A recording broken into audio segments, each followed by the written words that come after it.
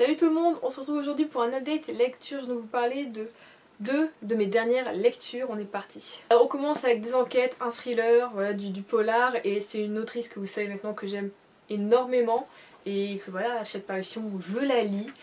C'est donc La sorcière de Camilla Läckberg aux éditions Actes Sud, donc dans la collection Actes Noir.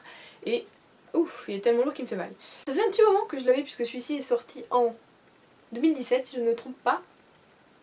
Oui, novembre 2017 d'ailleurs. Donc je l'avais acheté à sa sortie, comme à chaque fois en fait avec les Camilla Läckberg, ou à 2 ou 3 mois près. Et il est resté un peu dans ma palle parce que bah, comme tous les Camilla Läckberg, c'est toujours plus de 600 pages. Hein. Elle aime nous faire des petits pavés, donc ouais, là on est à presque 700 pages. Mais souvent c'est des pavés qui valent le coup. Donc, sur les 10, je crois qu'il n'y en a que 2 que j'ai pas aimé. Et les autres, soit c'était des coups de cœur, soit c'était vraiment, on va dire, des réussites, en tout cas pour moi. Et celui-ci fait partie des réussites et des coups de cœur. Il est un peu comme La Sirène et Le Tailleur de Pierre. Voilà, c'est fait. Enfin, voilà. Ces trois-là, du coup, non, La Sorcière, La Sirène et Le Tailleur de Pierre sont mes préférés de Camilla Läckberg. Et je sais pas, ils ont un... Ouais, il y a un certain esprit là-dedans qui me touche et qui me font les préférer. Alors, ben, j'ai... Comment dire, en fait c'est dur de dire qu'on a aimé cette histoire puisqu'en fait ça commence, enfin la victime est une petite fille en fait. On commence par une disparition, mais Läckberg mélange toujours présent et passé. Et là en fait même c'est un peu ramené à une enquête justement passée qui était censée être résolue mais qui finalement ne l'était pas vraiment. Donc on a, on va dire, 3 passés en un bouquin. Et j'ai aimé en fait ce mélange de, voilà, à un moment j'étais presque perdue parce que enfin, on s'y retrouve totalement, hein, mais je veux dire que je n'ai pas, on va dire, deviné qui avait fait ça, qui a fait exactement quoi.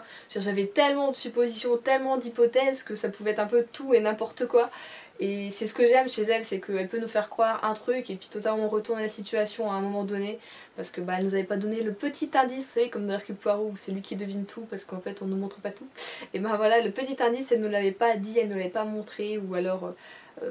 le personnage, voilà, n'en a pas parlé, donc enfin, forcément c'est elle qui tire les ficelles, mais bon, vous comprenez. Ça n'a pas été dit, ça n'a pas été marqué, et du coup, on est là en mode ouais, tu nous as bien eu. Et donc, ça l'a encore fait avec celui-ci. J'ai passé un très bon moment. En fait, c'est de l'enquête. Je dois dire que d'habitude, j'ai pas tellement peur en lisant du Camilla Läckberg. Je suis pas non plus, on va dire, un peu écœurée, vous voyez, le cœur au bord des lèvres. Et là, ça m'a touchée parce que forcément, c'est une enfant qui est victime. Mais aussi il y a d'autres personnages qui m'ont totalement chamboulée. Question de plein de choses voilà, qui vont pas dans notre société dans ce bouquin, c'est incroyable, je l'ai trouvé tellement actuel que d'habitude on passe un peu à côté de ça, on n'est pas vraiment dans la petite ville rêvée, mais on voit que les habitants ont leur petit cocon et voilà, qu'ils aimeraient y rester. Et là, il y a des jeunes qui viennent vraiment tout chambouler, je m'y attendais absolument pas, et j'ai aimé en fait la façon dont elle a traité ça. Mais en même temps ça m'a surpris. Voilà, ça a été un bouquin passionnant, étonnant et hyper touchant. C'est comme ça que je pourrais résumer. Et merci le chien qui aboie. Donc pour le moment je pense pas qu'il y ait de sortie apparaître, en tout cas pour Camilla Läckberg, sur cette série là. Mais voilà, comme d'habitude j'attends avec impatience le prochain, et je ne sais pas, voilà, comme d'habitude je l'achèterai presque immédiatement à sa sortie, peut-être que je mettrai 1 an à le lire, ou vous ne connaissez pas encore Camilla Läckberg, que vous aimez un peu le thriller, le polar, voilà, nordique, donc suédois, côté légèrement famille, petite ville, et en même temps tellement de mystères et de choses à découvrir, à venir creuser, franchement foncez dessus, c'est juste un délice. Alors après ça, je partais en vacances, je me suis dit ouais, dans le train, 5 heures de train, il faut quelque chose de plutôt, on va dire, léger, de simple, donc je me suis plutôt tournée vers une romance et quelque chose que je pensais qu'elle allait être plutôt feel good, donc j'ai lu Un printemps à Blossom Street de Debbie Macomber aux éditions Harlequin. Alors vous savez que j'aime Debbie Macomber, je vous l'ai déjà dit plein de fois, grâce à sa série La Maison d'Hôte, qui est donc retour à Cedarcove. Je vais y arriver. J'aime beaucoup par ça. Et sa joie de vivre, son côté aussi très... c'est la vie, il y a des catastrophes et des malheurs qui arrivent, donc son côté quand même très réaliste mais en même temps qui donne espoir. Et donc dans celui-ci on retrouve Lydia qui sort d'un cancer et d'une récidive. Voilà, donc elle avait des tumeurs au cerveau. Ils ont découvert ça vers ses 16 ans et elle a eu une récidive vers 22 si je ne me trompe pas. Et là elle a la trentaine et elle décide voilà, de enfin se prendre en main et se dire que voilà, son cancer peut être on va dire dépassé, même si elle a toujours peur d'une rechute forcément. Donc elle va ouvrir son magasin de tricot.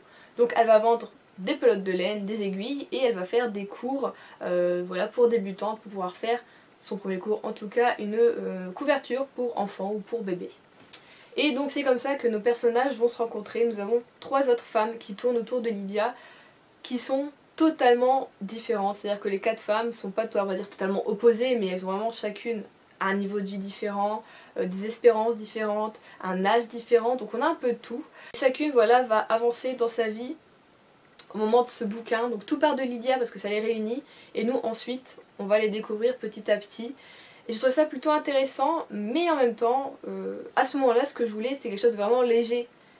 Et bon bah dedans on a le cancer, on a la pauvreté, un peu l'abandon, on a l'envie d'enfant inassouvi, enfin d'enfanter plutôt, hein, d'avoir un enfant qui ne peut pas voilà, être assouvi.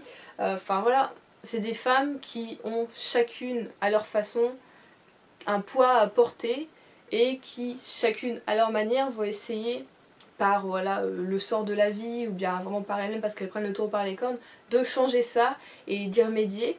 Donc on a le côté un peu comme à chaque fois avec Debbie Macomber en mode je me prends en main et on va y arriver, donc c'est le côté un peu voilà, rêveur qui est pas mal, mais on a toujours le côté où ouais, il y a pas mal d'emmerdes dans la vie et voilà quoi, on aimerait bien passer à côté. Donc j'ai aimé franchement tous les personnages, la seule chez qui j'ai pas pu trop me reconnaître, même si les autres, bon voilà, j'ai pas eu de cancer, je ne suis pas pauvre et je n'ai pas la soixantaine en étant très riche, c'est Carole qui elle souhaite à tout prix avoir un enfant et qui est, on va dire stérile puisqu'ils essayent de faire des IVG, tout ça, donc voilà. Ça ne prend jamais et du coup, enfin moi qui ne veux pas d'enfant, c'est vrai qu'avec elle j'ai pas su me reconnaître dans vraiment ce désir incroyable de vouloir un enfant.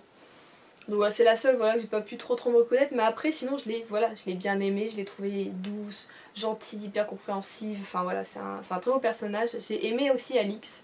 Au début je me suis dit mais qu'est-ce que c'est que ce personnage totalement punk, qui travaille dans un vidéoclub, voilà, qui est totalement différent des autres quoi, qui a un peu de la culture de la rue, tout ça, mais qui évolue aussi vraiment dans le bon sens et ouais, elle m'a donné espoir, franchement c'est envers elle que j'avais le plus d'espoir et que je me disais vas-y tu peux y arriver quoi, alors que c'était déjà écrit.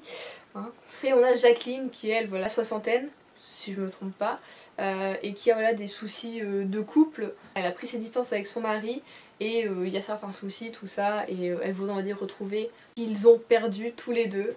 Donc voilà, on a tout ça qui va ensemble, c'est l'histoire de vie, histoire d'amour, donc c'est pas mal, j'ai la suite.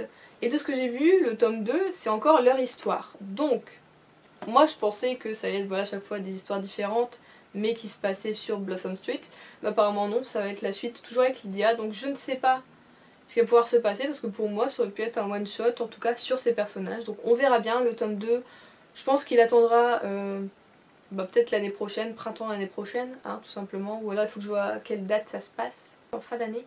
Je vais voir à quelle période de l'année il se passe et je le lirai sûrement à ce moment-là. Là c'était une bonne découverte, mais c'était pas non plus incroyable. Je veux dire, si je l'avais pas lu, c'était pas une grande perte non plus quoi. Voilà pour cette update lecture, j'espère que ça vous aura plu et que vous avez eu également de bonnes lectures cette semaine. Je vous en souhaite de prochaines et je vous fais de gros bisous, à la prochaine.